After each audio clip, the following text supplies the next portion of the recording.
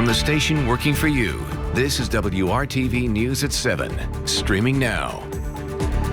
Well, the transition to cooler air begins tonight, and that's not the only weather headline as we head into the weekend. Good evening to you at 7 o'clock. I'm Mark Mullins. And I'm Amanda Starrentino. Kevin Gregory joins us with your first look at the forecast. Hey, Kevin. And there are several headlines, Amanda and Mark. Rain tonight, some snow showers tomorrow, and then colder temperatures for the weekend. 46, that was a magic number today. 2 degrees cooler than yesterday, but still well above average for this time of year. It's 40 in Peru, 47 in Terre Haute and Bloomington. We've got clouds everywhere, and the rain is closest to Lafayette.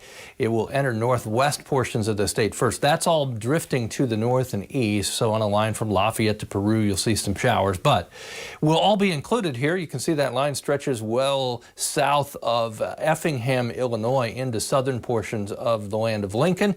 That will rotate through tonight. Showers developing, temperatures not changing. They'll stay in the low 40s as you look at temperatures through the overnight. Warm enough to keep us with rain showers, but that's what we wake up to. These blue spots represent snow showers. That's in the morning. We'll talk about the more intense snow showers and the timing for later Friday coming up.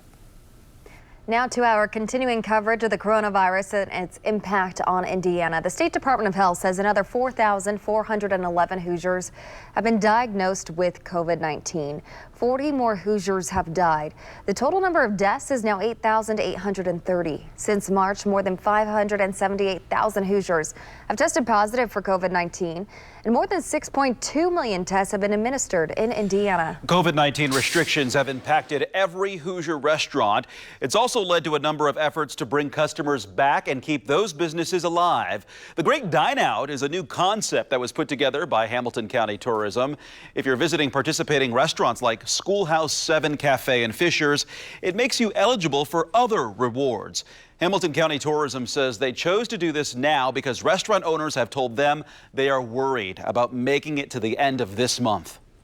And we already knew 2020 was a really difficult year, and they said we're concerned about January and the winter months. Once the holidays are over, but we're still a couple months away from patio weather and spring season.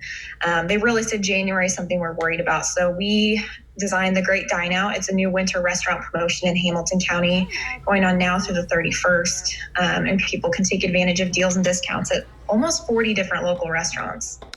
Signing up for the Hamilton County Dine Out is easy. Just go to visithamiltoncounty.com and your passport will be delivered to your phone. We have all that information about the program inside this story on the WRTV News app. 38th Street on the east side of Indianapolis can be a quick route to get from A to B, but in some places, the B stands for bumpy ride. WRTV's Cameron Riddle is working for you, getting answers about the city's plan to change that to a smoother one. Very bumpy. Like, I hate it. It's bad. Drivers on the east side of Indianapolis say this stretch of 38th Street is a nightmare that'll leave your car needing repairs. Starting at East 38th Street, Sherman Drive, going to about Emerson Avenue, eastbound, we have the most rugged stretch of pavement. Ashley Gervitz knows firsthand just how rough the road is, and so does her new car and her mechanic. After having her car for less than a year, she's already had to send her car to the shop after driving down 38th Street every day. This has been something that not only have I experienced, others within this community, employers, employees, all know, even with the video off, they know the sound of what it's like driving on it, and it's just ridiculous. While Ashley is no fan of 38th Street's current condition, there is some good news. DPW says East 38th Street is one of the city's top priorities. In the last 3 years, the city has spent $3 million repaving 38th Street between Keystone Avenue and Sherman Drive, and from Emerson Avenue to Arlington Avenue. The portion of road that has Gervitz at her wit's end is located immediately between those two recent projects. DPW and Indigo says the portion of 38th Street from Sherman Drive to Emerson Avenue will receive major improvements when construction on the Indigo Purple Line begins in early 2022. do. In the meantime, Gervitz is hoping for a short-term solution. A simple strip patch would be better than nothing and us waiting almost a year out before we see any improvements. Cameron Riddle, WRTV. DPW says they will continue to respond to pothole and street maintenance requests reported along that stretch of East 38th Street. But they want drivers to know these are short-term solutions until construction on the Purple Line begins. A Noblesville nonprofit is working to enrich the lives of young adults with intellectual or developmental disabilities. This is Same As You. The nonprofit opened their doors 1 year ago today. Its goal is to provide an education and sense of community for adults with disabilities. The founders say they are working to address a lack of programming for this population after they age out of the public school system. They say having a place like this provides a sense of purpose and helps set them up for continued success in life. These students, although their lives are very different, they have the same desires and the same wants as anyone else. Disability or not, they deserve to have a bountiful life, and so that's what we are providing for them at Same As You. Yeah. The nonprofit opened 1 year ago with 6 students and has since grown to now serve 26 students. We have much more information about Same As You on our website, WRTV.com. As some industries have their employees working remotely, others are back at work. That has left parents relying on child care facilities that have faced their own set of challenges staying open.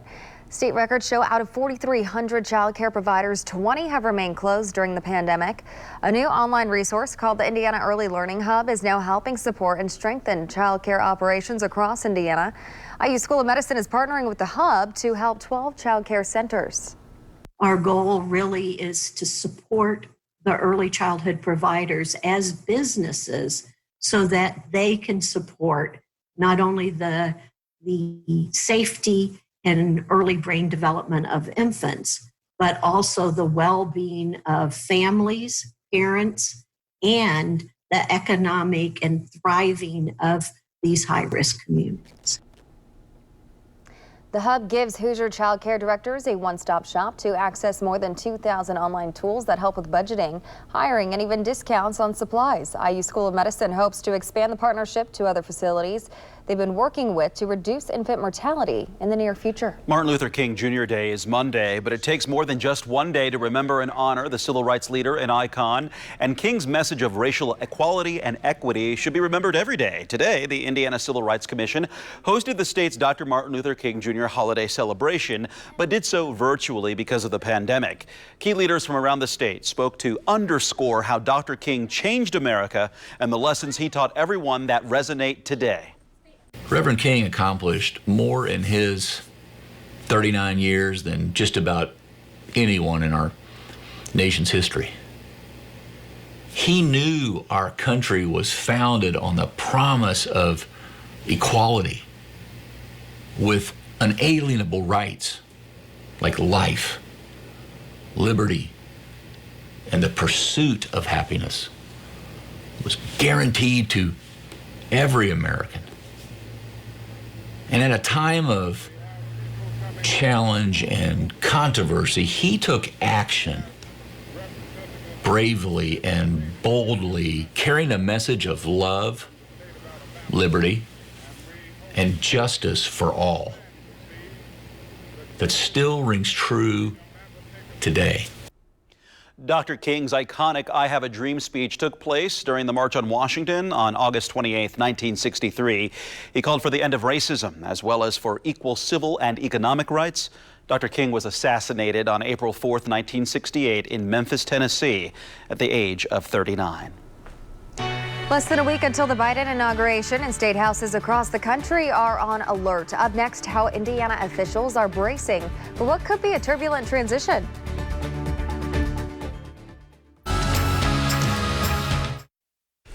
States are taking action following the threats issued against state capitals since last week's violence in Washington, D.C. Ohio's governor sent out this tweet. He says that their state house will be closed next Monday, Tuesday, and Wednesday ahead of the inauguration because of those threats. We asked the superintendent of Indiana State Police about their plans following the chatter about more violence. It will be all hands on deck, I can assure you. We have a very strong relationship with the Indiana National Guard. with the Department of Homeland Security, both at the state level and the federal level, federal agencies. Many meetings have occurred with the IMPD, with our intelligence folks, and I think we're well positioned. But it's certainly my hope that what we do have positioned doesn't have to be visible. WRTV has asked Governor Holcomb about security plans at the State House here. We are still waiting on a response. Delta Airlines is temporarily banning firearms in checked bags on flights bound for Washington, D.C. It is the latest attempt to address concerns that protesters who stormed the Capitol last week may return for Joe Biden's inauguration. Delta says the gun ban for flights into any Metro D.C. airports begins this weekend and goes through next week. The only exception to the gun ban is for law enforcement. Several members of Congress want to award the Congressional Gold Medal to a U.S. Capitol Police officer who kept the rioters out of the Senate chambers. Officer Eugene Goodman lured them away from the unguarded chambers while lawmakers were debating an objection to Arizona's Electoral College vote count. The bill says Goodman was the only thing standing between the mob and the U.S. Senate, and his actions saved lives and defended democracy. The bill was introduced by Representatives Charlie Crist of Florida, Emanuel Cleaver of Missouri, and Nancy Mace of South Carolina. It's a bipartisan bill, as Crist and Cleaver are Democrats and Mace is Republican. And it could be a product of the extension of benefits in the new stimulus bill, but a rise in new unemployment claims this week also could mean the economy is not close to rebounding from the pandemic. Today, the Labor Department says new claims for unemployment rose to more than 965,000 last week. That's a major jump from the previous week. Thousands of Hoosiers also remain out of work. More than 18,000 people filed new claims in Indiana a week ago. That's up from just under 15,000 claims filed the previous week. The return of colder temperatures will set the stage for several opportunities for some snow. The first arrives tomorrow. All the details straight ahead when we come back.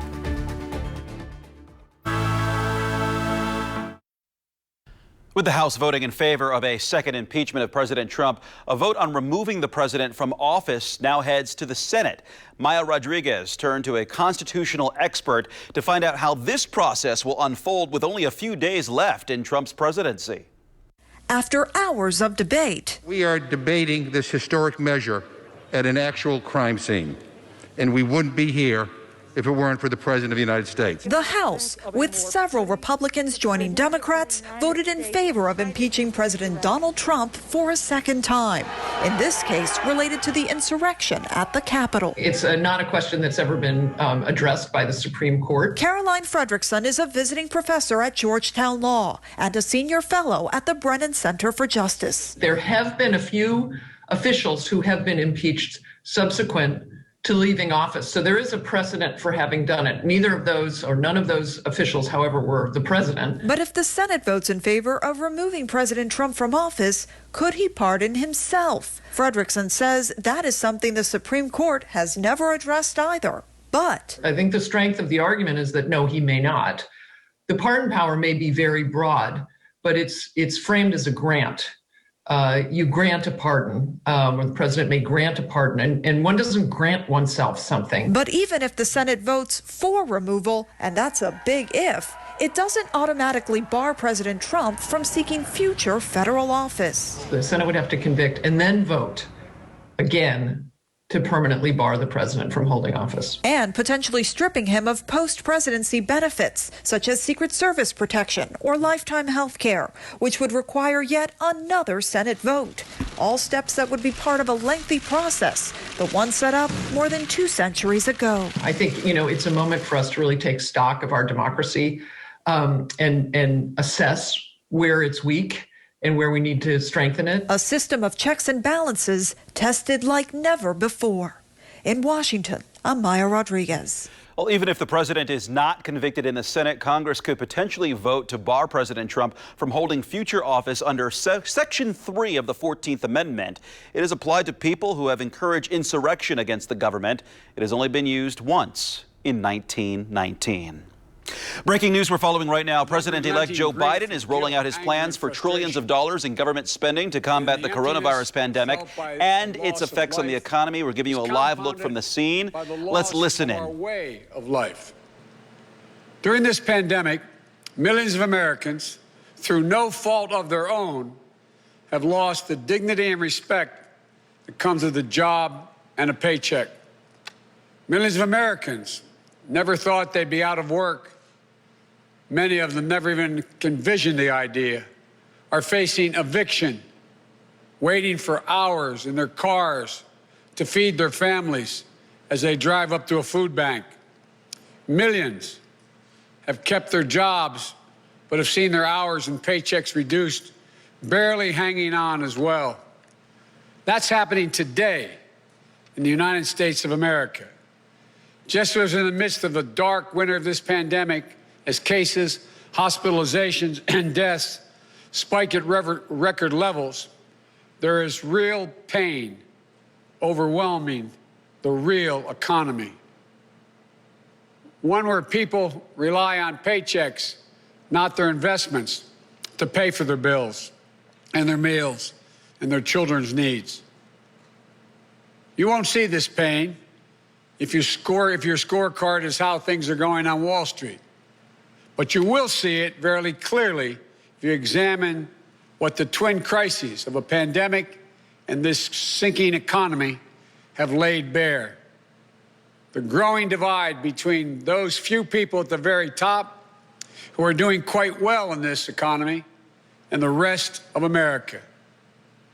Just since this pandemic began, the wealth of the top 1% of the nation has grown roughly $1.5 trillion since the end of last year, 4 times the amount for the entire bottom 50% of American wage earners.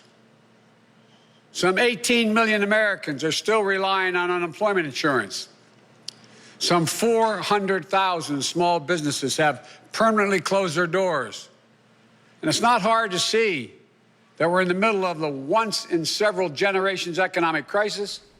You're watching live coverage. President-elect Joe Biden outlining the details of his $1.9 trillion budget plan to expand vaccinations, help individuals, and jumpstart the economy. Our producers are watching this speech closely and will bullet point the latest on our website. We're also streaming this for you on our website at WRTV.com, and we'll have the latest for you tonight on the news at 11. Kevin.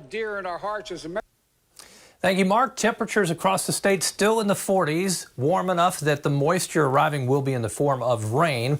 Rain showers between now and 11 o'clock, especially in the western portion of the state. Then tomorrow it's about snow showers. Some of these may be intense at times. Look at the temperatures over the weekend in the low to mid 30s. Tonight, chance for rain in Indy spikes around 11 o'clock. It will be earlier west central Indiana and a little bit later in the eastern portion of the state. There's the area of rain now in eastern Illinois. You see the blues of the snow back behind that. So as we go through the overnight rain showers, but then tomorrow, locally intense snow showers, especially between 2 and about 7 o'clock tomorrow afternoon or tomorrow evening. Inch or less of accumulation, but you'd see a quick change in the visibility and road conditions as you go in and out of some of these snow showers or snow squalls. Winds out of the south 20 miles per hour. That won't help the situation either as far as visibility. Temperatures working in our favor above the freezing mark. But again, sometimes that can be overpowered by the intensity of the snow, despite the fact of being relatively brief pockets of heavier snow. But you see the patchwork nature then of all of those snow showers. 7-day forecast. Once we get through tomorrow afternoon, the weekend intensity of snow showers not as great. Temperatures 33, as you can see on Sunday. Coldest day Monday at 32, and then we start to warm back up, warm enough that next Thursday looks like rain and 46 for the high. We'll be back to finish up the news here at 7 right after this.